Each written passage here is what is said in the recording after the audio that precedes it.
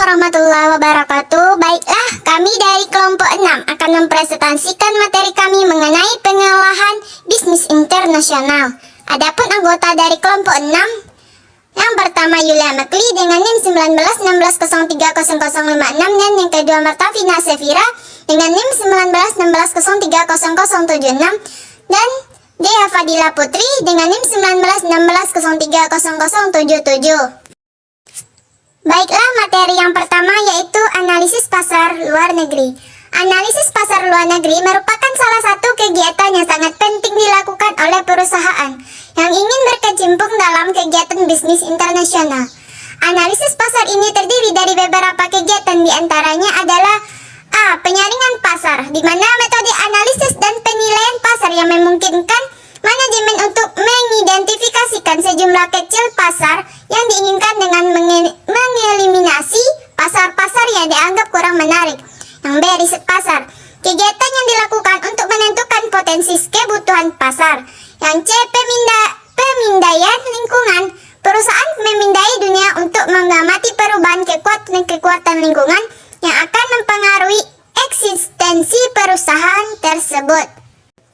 Jadi, penyaringan pasar dapat membantu dua pihak perusahaan, yaitu perusahaan yang sepenuhnya menjual di pasar domestik tetapi yakin dapat meningkatkan penjualannya dengan melakukan ekspansi ke pasar-pasar luar negeri, dan perusahaan multinasional tetapi ingin memastikan bahwa kondisi yang berubah tidak akan menciptakan pasar-pasar yang disadari oleh manajemen perubahan. Dalam penyaringan pasar yang dilakukan jenisnya yaitu A. Penyaringan negara, yaitu penggunaan negara sebagai dasar untuk seleksi pasar. Yang B. Penyaringan segmen, yaitu penggunaan segmen pasar sebagai dasar untuk seleksi pasar.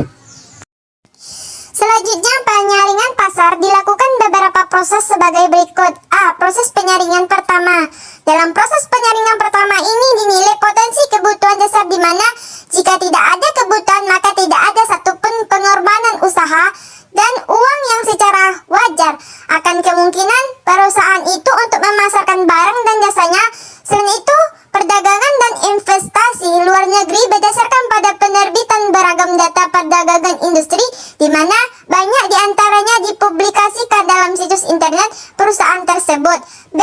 Proses penyaringan kedua. Yang pertama, bidang keuangan seperti tingkat inflasi dari tukar suku bunga, ketersediaan pinjaman, kebiasaan membayar konsumen, dan tingkat pengembalian dari investasi serupa. Yang kedua, indikator pasar, di mana data-data ekonomi berfungsi sebagai tolak ukur untuk mengukur kekuatan relatif dari pasar di berbagai wilayah geografis. Yang ketiga, faktor pasar, yang cenderung memiliki korelasi yang tinggi untuk suatu produk tertentu. Yang keempat, analisis tren teknis statistik atau rata aritmatik, di mana observasi berikutnya dari suatu variabel dengan interval waktu yang teratur dianalisis untuk memperoleh pola teratur yang digunakan untuk memprediksikan masa depan. Yang kelima, analisis kelompok dan teknik-teknik lainnya, di mana para pemasar menggunakan analisis kelompok untuk mengidentifikasikan sekelompok pasar di mana satu pendekatan promosi dapat digunakan. Yang keenam, pemutakhiran berkala, jika estimasi tersebut berubah cukup besar dalam pemutakhiran berkala yang dilakukan terhadap seluruh prediksi jangka panjang. Baik, saya Martavina Sefira akan melanjutkan presentasi dari kelompok kami. Yang poin selanjutnya itu proses penyaringan ketiga. Proses penyaringan ketiga ini menggunakan kekuatan politik dan hukum seperti adanya pembatasan kuota impor yang bernilai positif apabila manajemen sedang mempertimbangkan untuk mendirikan pabrik di luar negeri, dan bernilai negatif apabila manajemen ingin melakukan ekspor. Pertimbangan manajemen dalam berinvestasi ke luar negeri yaitu ada hambatan pengiriman laba dan stabilitas kebijakan. Kemudian proses penyaringan keempat, pada proses penyaringan keempat ini dilakukan terhadap para kandidat yang tersisa berdasarkan faktor sosiokultural. Hal ini menjadi sangat sulit karena sosiokultural sangat subjektif dan sulit untuk dikumpulkan dari jarak jauh. Yang sesungguhnya ingin diketahui pihak manajemen adalah manakah yang negara tersebut yang akan menjadi prospek terbaik bagi produk perusahaan. Kemudian proses penyaringan yang kelima ini ada mencakup 10. Nah, yang pertama jumlah ukuran dan kekuatan keuangan para pesaing, yang kedua pangsa pasar, yang ketiga strategi pemasaran, yang keempat efektivitas yang terlihat dari program-program promosi, yang kelima tingkat kualitas dari lini-lini produk, yang keenam sumber dari produk-produk mereka diimpor atau diproduksi secara lokal, yang ketujuh kebijakan penetapan harga, yang kedelapan tingkat layanan purna jual, yang kesembilan saluran distribusi, dan terakhir lingkup pasar. Selanjutnya strategi memasuki pasar luar negeri. Ada 2 poin. Yang pertama, ekspor impor. Ekspor adalah sebuah kegiatan menjual produk-produk yang dibuat di negara sendiri untuk digunakan atau dijual kembali ke negara-negara yang lain. Sedangkan impor adalah membeli produk-produk yang dibuat di negara-negara lain untuk digunakan atau dijual kembali di negara sendiri. Dalam ekspor impor ada 2 jenis produk yang diperdagangkan, yaitu barang dan jasa. Perbedaan antara barang dan jasa itu sendiri sudah pasti terletak pada tangible dan intangible sebuah produk. Kemudian yang poin yang kedua, investasi internasional. Investasi internasional adalah modal yang dipasok oleh penduduk suatu negara ke penduduk negara lainnya. Ada 2 macam kategori dari investasi internasional ini. Yang pertama, foreign direct investment atau penanaman modal asing langsung. Investasi yang dilakukan untuk tujuan secara aktif mengendalikan kekayaan, aset, atau perusahaan-perusahaan yang terdapat di negara-negara tujuan. Negara di mana terdapat kantor pusat induk disebut negara asal atau home country. Dan setiap negara lainnya di mana perusahaan tersebut beroperasi disebut negara tujuan atau host country. Yang kedua, portfolio investment atau investasi portofolio. Investasi ini adalah pembelian aset-aset keuangan asing seperti saham, obligasi, sertifikat deposito untuk tujuan di luar pengendalian. Yang menjadi tujuan dari portofolio investment ini adalah hanya keuntungan finansial belaka, bukan untuk memegang penuh kendali atas sebuah perusahaan atas bisnis di negara tujuan. Selanjutnya bentuk lain perdagangan internasional, yaitu ada 5 poin. Yang pertama, lisensi. Lisensi adalah kesepakatan kontrak di mana suatu perusahaan di suatu negara memberikan lisensi penggunaan hal kekayaan intelektual seperti paten, merek, dagang, nama merek, hak cipta, dan rahasia dagang kepada suatu perusahaan di negara kedua dengan mendapatkan pembayaran royalti. Contohnya seperti Coca-Cola, Aqua, dan Digital Founder.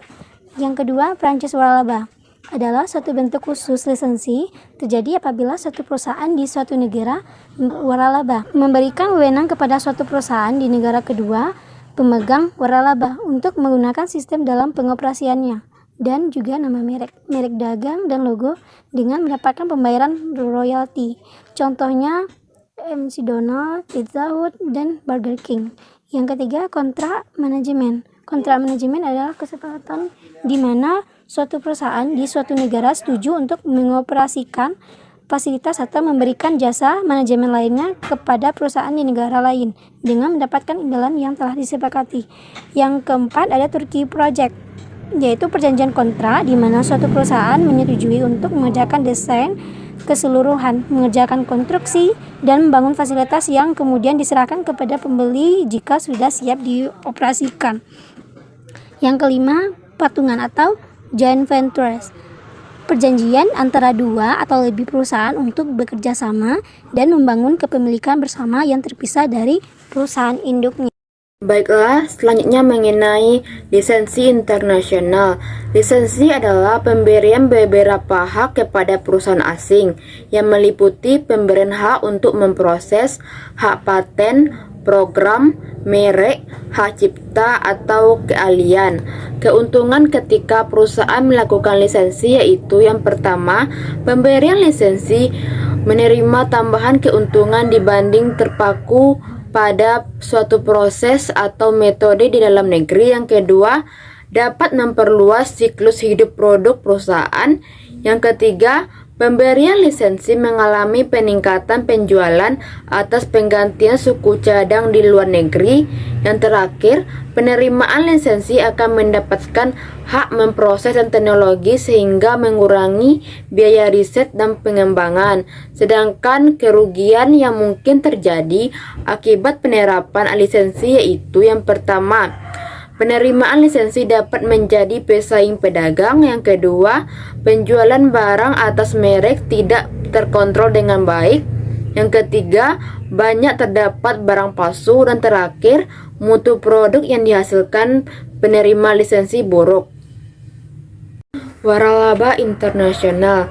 Waralaba internasional adalah cara yang strategis untuk mengurangi ketergantungan pada permintaan domestik dan tumbuh baru. Pusat pendapatan dan waralaba masa depan di seluruh dunia.